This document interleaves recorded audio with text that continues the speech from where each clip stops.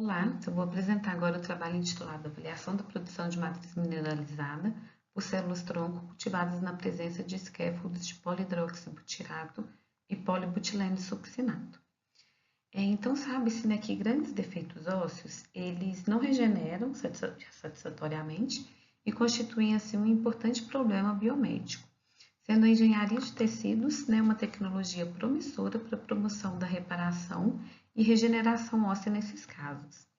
Então, o objetivo desse trabalho foi avaliar a produção de matriz mineralizada por células-tronco mesenquimais isoladas do tecido adiposo, que foram cultivadas na presença de scaffolds de polihidroxibutirato e polibutileno succinato.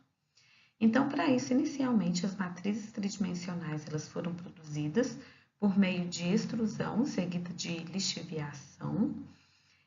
Posteriormente, essas matrizes tridimensionais foram caracterizadas morfologicamente por microscopia eletrônica de varredura e por microtomografia computadorizada.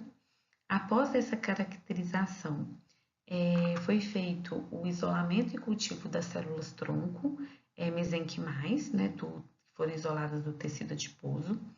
Essas células elas foram caracterizadas fenotipicamente por meio de citometria de fluxo. Após essa caracterização fenotípica, foi feito o cultivo dessas células em 3 condições diferentes de cultivos.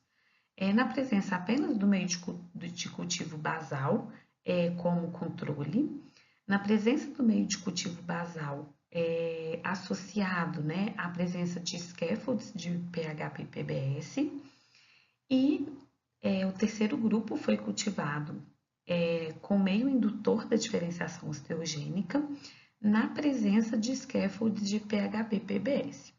Após 21 dias nessas condições, foi feita a avaliação da diferenciação osteogênica, né, por meio da avaliação da produção de matriz mineralizada por meio da coloração pelo método de von Cossa. Então, a caracterização morfológica das matrizes, né, por meio de MEV e micro-CT, demonstrou então que essas matrizes elas possuem uma rede interconectada de poros abertos, né, tendo uma porosidade média de 63%, igual à porcentagem média de poros abertos, né, o diâmetro desses poros estava na faixa de 30 a 420 micrômetros, tendo maior frequência de poros na faixa de 100 a 360 micrômetros. A caracterização fenotípica das células-tronco demonstraram, né, que elas estão de acordo com o perfil de células-tronco mesenquimais, já que elas foram positivas para os marcadores de células-tronco mesenquimais e negativas para os marcadores de células-tronco hematopoéticas, como demonstrado aqui nos histogramas no gráfico de barras.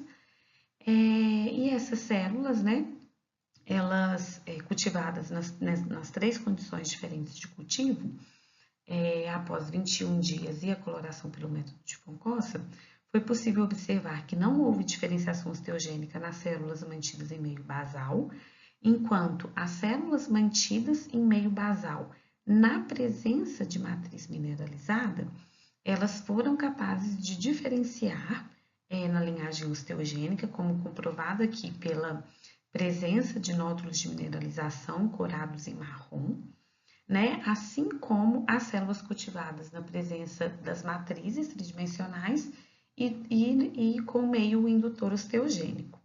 Então, esses dados mostram, né, que as células cultivadas na presença das matrizes de PHB-PBS, elas produziram matriz mineralizada independentemente da composição do meio de cultura, né? Independentemente da presença de fatores solúveis ali de indução da diferenciação, né? Já que houve a produção de matriz mineralizada tanto quanto essas células foram cultivadas no meio basal, quanto no meio osteogênico, né? Indicando então a capacidade osteoindutora das matrizes de PHB e PBS e sua potencial aplicação na bioengenharia tecidual óssea.